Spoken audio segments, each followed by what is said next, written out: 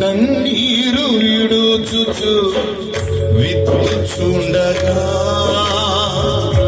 సంతోషగానముతో పంట కోసెదా.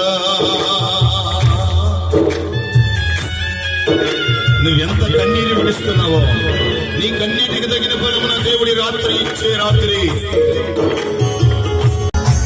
కన్నీరు విడుచుచు విత్తుచుండగా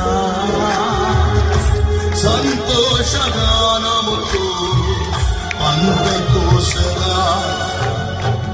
నీ కొరకై సిద్ధము చేసిన ఫలము కోసమే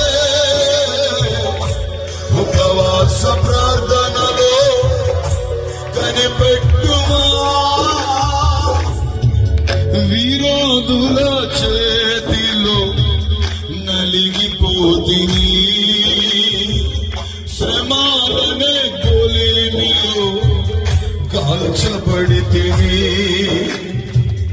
భరించుటకు నేను వెండిని కానయ్యా, ఓర్చుకొనుటకు నేను మట్టినేనయ్యా. భరించుటకు నేను వెండిని కానయ్యా, ఓర్చుకొనుటకు నేను మట్టినేనయ్యా.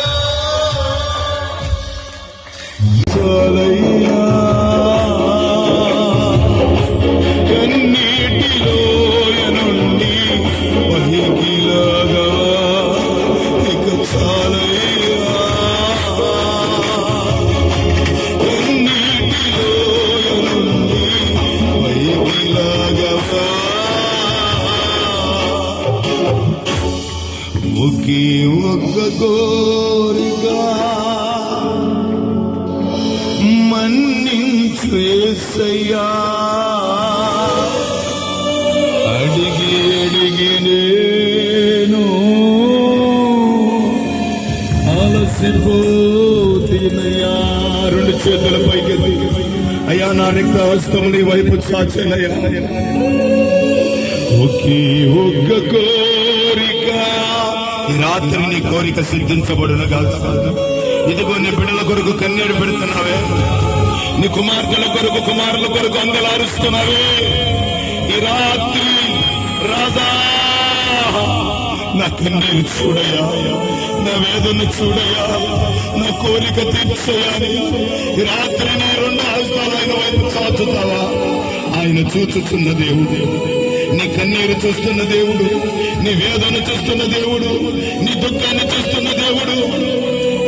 అందరూ ప్రభువా, వెండి బంగారాలైతే అగ్ని కులిముల కాల్చినప్పుడు అవి తట్టుకోగలవేమో గాని మేము మట్టి మనుషులమయ్యా, మేము భరించలేకపోతున్నామయ్యా, తట్టుకోలేకపోతున్నామయ్యా. నీవు తప్ప వేరొక దిక్కు మాకు లేదయ్యా, నీవు తప్ప వేరొక ఆధారం మాకు లేదయ్యా. ఈ రాత్రి నన్ను కరుణించయ్యా, ఈ రాత్రి నా కుటుంబాన్ని దర్శించయ్యా, ఈ రాత్రి నా కుటుంబం